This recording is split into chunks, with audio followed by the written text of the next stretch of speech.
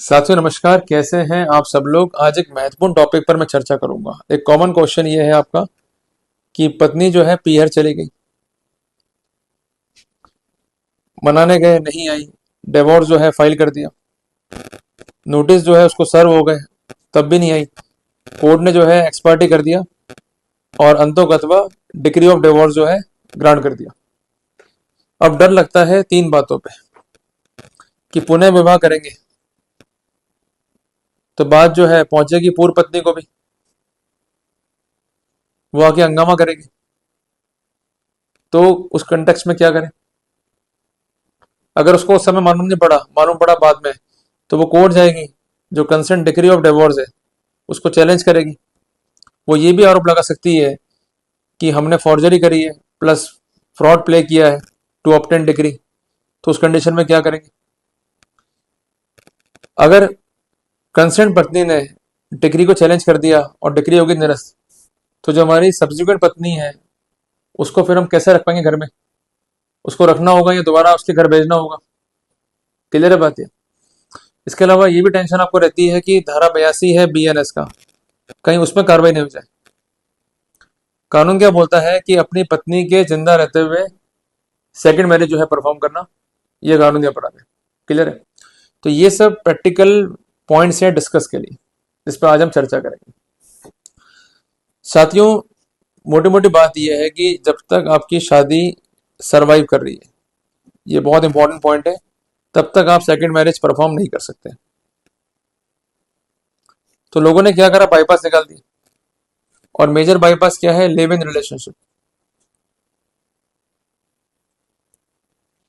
Clear है बात है। अब प्रॉब्लम क्या आती है प्रैक्टिकली, कि जब आपका डिग्री हो गया और आप चाहते हैं पुनः विवाह करना, तो ये जो स्थितियां हैं दिमाग में रहती हैं।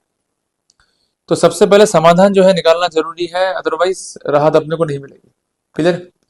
तो एक एक बात को सुनिएगा, समझिएगा और उस पर अमल करने का प्रयास कीजिएगा। साथियों, मेरे लोगों में शर्म थी, अब लोगों ने शर्म बेच खाई। मैं गारंटी से कहता हूं कि अगर मेंटेनेंस केस को खत्म कर दे सरकार आज भी, 70% केस जो है विड्रॉ हो जाएंगे मैट्रिमोनियल्स के कोर्ट से। सिर्फ पैसों का लालच है, इसलिए लड़कियां कोर्ट में आती है और केस फाइल करती है। और सबसे हैरानी की बात क्या है, पढ़ी लिखी महिला, हाईली एजुकेटेड है, वो मांग रही मेंटेनेंस। वो जॉब नहीं कर सकती है। उनको मालूम है आप चूंकि फंसे हुए हो, आपको मुक्ति चाहिए, इसलिए आपको रुपए देने पड़ेंगे, और आपकी यही कमजोरी का वो फायदा उठा लेती है। क्लियर है बात है। तो सबसे पहले जो मूल बात है, धारा 82 बीएनएस, इससे जो है हम शुरुआत करेंगे, क्योंकि ये जो है बात करता है क्रिमिनल प्रोसिक्यूशन की। अगर अपनी पत्नी के जिंदा रहते हुए आपने सेकंड मैरिज परफॉर्म कर ली, तो उस कॉन्टेक्स्ट में क्या होगा, ये तो है कि जो स्थितियां हैं अपने को बहुत इफेक्टिवली जो है क्लियर हो जाए। क्या कहता है कानून? Marrying again during life time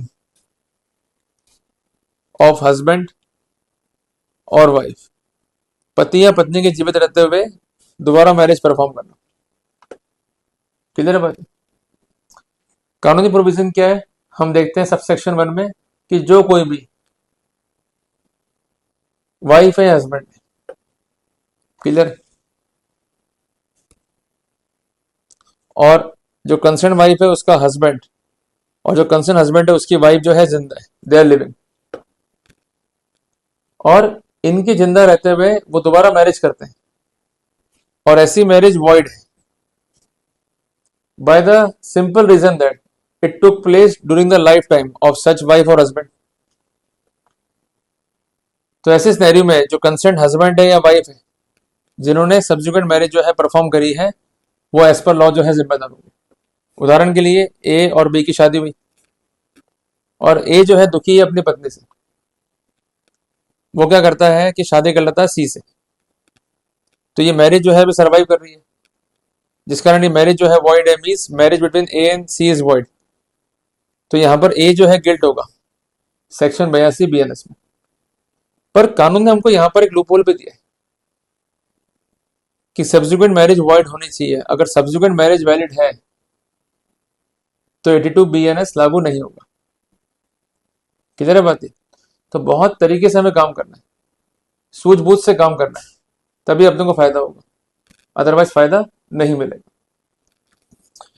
अब होता क्या है कि आपकी पत्नी जो है पीरियड चलेगी, आप उसका इंतजार कर रहे हो, वो नहीं आ रही है, आप परेशान हो गए।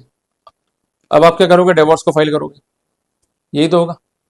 कोर्ट जो है नोटिस जारी करेगा, पर कई बार ऐसा होता है कि नोटिस जो है वो मिल जाते हैं उसके घर वालों को। क्लियर है बात है? अगर नोटिस लिए हैं घर वालों ने भी और एड्रेस जो है प्रॉपर है और नोटिस गए हैं स्पीड पोस्ट से या थ्रू कोर्ट मचक्यूरी, जिसको हम कहते हैं थ्रू कोर्ट प्रोसेस, तो इस तरह के जो नोटिस हैं या समन्स जो हैं ये वैलिड है as per order 5 rule 15 CPC, ये आप नोट डाउन कर लो। और अगर नोटिस गए रजिस्टर्ड पोस्ट से, एड्रेस ठीक है, तो वहां पर court section 27 general clause act का प्रिजम्पशन भी ड्रॉ कर सकता है to consider the proper service of summons और नोटिस। क्लियर हो गया? अब वो नहीं आ रही है तो हो गई एक्सपर्टी। अल्टीमेटली कोर्ट क्या करेगा? आपके बयान रिकॉर्ड करेगा, आपके जो गवाह है उनके बयान रिकॉर्ड करेगा और आपको दे देगा डिग्री ऑफ डिवोर्स। यही है। अभी क्या कर रही है कोर्टें इस समय? लड़की को नोटिस भेजती है वापस से स्पीड पोस्ट से। क्लियर है बात है? और वो नोटिस वो ले चाहे नहीं ले, उससे अपना कंसर्न नहीं। जो कंसर्न नोटिस गया है लड़की को, इस बात का सबूत है कि उसे इस केस के बारे में जानकारी है और डेलिबरेटली उसने अवॉइड किया है कोर्ट की प्रोसीडिंग को। क्लियर हो गया? अब आपने करना क्या है? जिस दिन आपका डिग्री हुआ है उस दिन को भूल जाओ, उस दिन आपको एंजॉय करना है, पार्टी। आज मेरे यार का डिवोर्स, मजे करेंगे, ये तो गाना गाना है अपने को, और क्या करना है। अब नेक्स्ट डे से 90 दिन काउंट कर लो और चुपचाप घुस जाओ बिल के अंदर। अब एंजॉय नहीं करना है। क्लियर है बात है? और जो पहले वाला एंजॉय था ना, वो भी अपने जो खास दोस्त है उनमें करना है, जो विश्वसनीय है। हालांकि कहावत ये भी कि दोस्त ही दोस्त का बुरा करता है। कहीं ये ना हो जाए कि वो पार्टी में फोटो वोटो खींच के पहुंचाता है अपनी वाइफ को आपकी, बहुत खास, जो इस पूरी कार्य में आपका साथी रहे। क्लियर है बात है? 90 दिन वेट कर लिया, 90 दिन में कोई भी अपील नहीं, कोई कोर्ट का इंटीमेशन नहीं है, कोई अर्जी नहीं है ऑर्डर 9 रूल 13 CPC की। 91वां दिन, 91st डे, आपको तुरंत सेकंड मैरिज परफॉर्म कर लेनी है, क्योंकि जो अपील का टाइमिंग था वो निकल चुका है।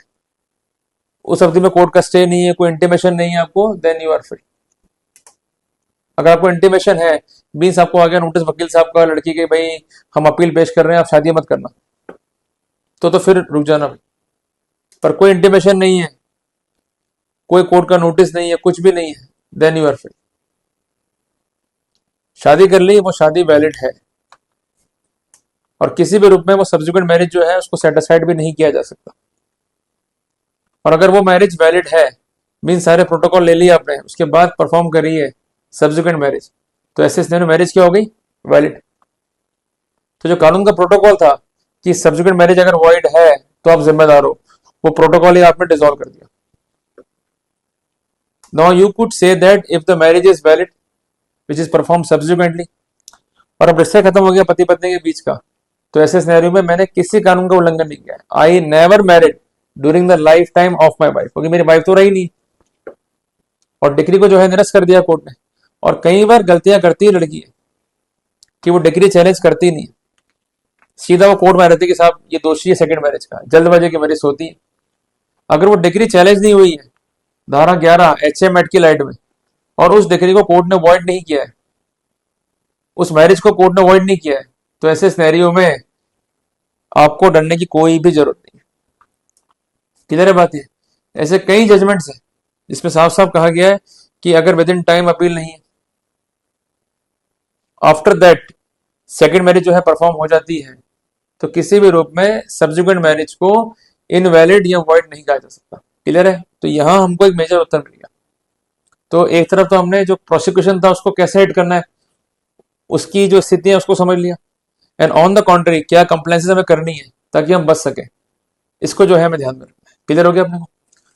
अब एक बार जो है आप देखिएगा एक्सेप्शन को, यह बहुत ही इंपॉर्टेंट है। क्या कहता है एक्सेप्शन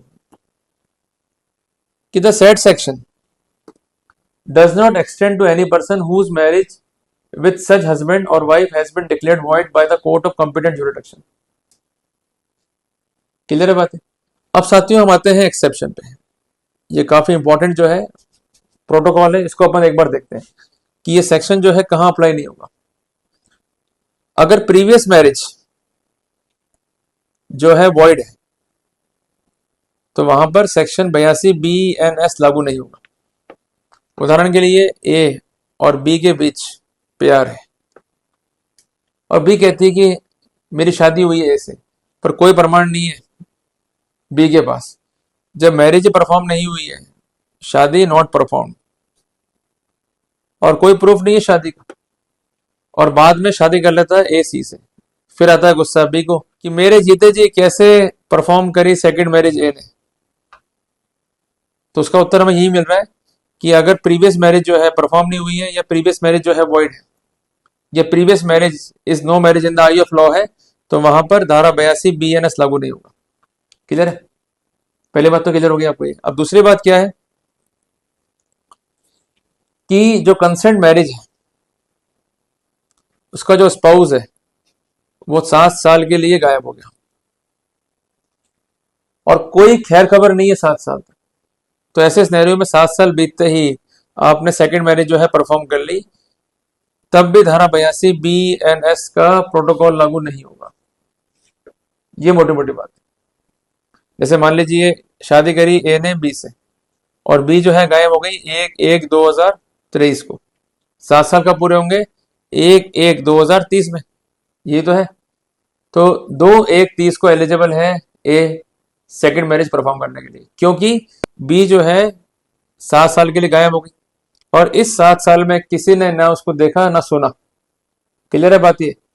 तो ऐसे सिनेरियो में जो प्रोटोकॉल है वो फेवर करेगा कंसेंट ए को। क्लियर हो गया अपने को? अब साथियों आते हैं सबसेक्शन नंबर 2 पे। क्या कहता है कि जो कोई भी कमिट करेगा ऑफेंस अंडर सबसेक्शन 1 और कंसील करेगा from the person with home subsequent marriage is contracted the fact of former marriage, तो ऐसे सिनेरियो में वो जिम्मेदार होगा। सेंटेंस क्या होगा? इम्प्रिजनमेंट ऑफ इधर डिस्क्रिप्शन विच में एक्सटेंड टू 10 ईयर, और वहां पर फाइन भी होगा। और सिर्फ अगर परफॉर्म किया सेकंड मैरिज तो वहां पर सजा है 7 साल का इम्प्रिजनमेंट और फाइन दोनों है। क्लियर हो गया अपने को? तो एक बात भी ध्यान रखिएगा, सबसेक्शन 2 से मैं आपको जो है क्लियर करना चाहता हूं कि जब भी आप सेकंड मैरिज परफॉर्म करें और इस तरह के अलामत है तो आप एक रिटर्न एग्रीमेंट जरूर करो सब्सिक्वेंट वाइफ से। साफ साफ लिखो कि मेरी शादी हुई थी फला फला से, दिनांक फला फला को। अपन एक एग्जाम्पल ले रहे हैं, एग्जाम्पल क्या ले रहे हैं? दिनांक है 16/1/2020, मेरी शादी हुई फला फला से, हमारे बीच डिस्प्यूट रहा, मैंने जो है डिवोर्स केस फाइल किया। उस डिवोर्स केस में कोर्ट ने, एग्जाम्पल ले रहे हैं अपन, 17 मार्च 2022 को लड़की को एक्सपार्टी कर दिया। लड़की तब भी नहीं आई, तो कोर्ट ने जो है बयान रिकॉर्ड करे हमारे और 16/6/2022 को हमको डिग्री दे दिया डिवोर्स का। ये डिग्री जो है चैलेंज नहीं हुआ। क्लियर है बात है? और अल्टीमेटली मैं कॉम्पिटेंट हूं सेकंड मैरिज करने के लिए, क्योंकि 90 दिन का समय बीत चुका है। इस पूरे पीरियड में ना तो मुझे नोटिस है एडवोकेट साहब का, ना मुझे कोई सम्मन है कोर्ट का, ना कोई स्टे है प्रोसीडिंग पे, ना मुझे इस बारे में कोई इंटीमेशन है। क्लियर है? तो ऐसे सिनेरियो में सबसेक्शन 2 का बेनिफिट जो है आपको मिल जाएगा, जिसके तहत जो व्यवस्था है कि आपने छुपा लिया होगा प्रीवियस मैरिज को, वो चीजें अपने आप ही हट गई कि मैंने कुछ छुपाया नहीं, एवरीथिंग इज क्लियर। तो कानून क्या कहता है कि अगर छुपाया है आपने प्रीवियस मैरिज को तो आप जिम्मेदार हो जाएंगे। तो क्लियर है? तो धारा 82 जो BNS का है, बेसिकली इसको कैसे करेक्ट करना है ये मैंने आपको समझा दिया, पहले वाले से भी और दूसरी वाले से भी। पहले वाले क्या कहेगी कि मेरे जीते जी सेकंड मैरिज परफॉर्म करनी, तो आपको ये प्रूव करना है तुम जिंदा तो हो पर मैरिज खत्म हो गई और सब्सिक्वेंट मैरिज जो है मेरी वैलिड है। और अगर वो चैलेंज करने आ गई पूर्व पत्नी और दिक्कत हो रही है सब्सिक्वेंट वाइफ को, तो वो तो स्टैंड लेके चलेगी कि साहब मुझसे फैक्ट कंसील कर लिया प्रीवियस मैरिज का। तो जो वो एग्रीमेंट लिखा होगा आपका, basically it will provide you the important protection of law. Clear हो गया? तो कंसीलमेंट ऑफ मैरिज नहीं, कंसीलमेंट है तो आप जिम्मेदार हो। तो I think that I have entirely provided you the important information regarding the subject. जल्दी मिलेंगे एक नए टॉपिक के साथ। टिल देन, जय हिंद, जय भारत।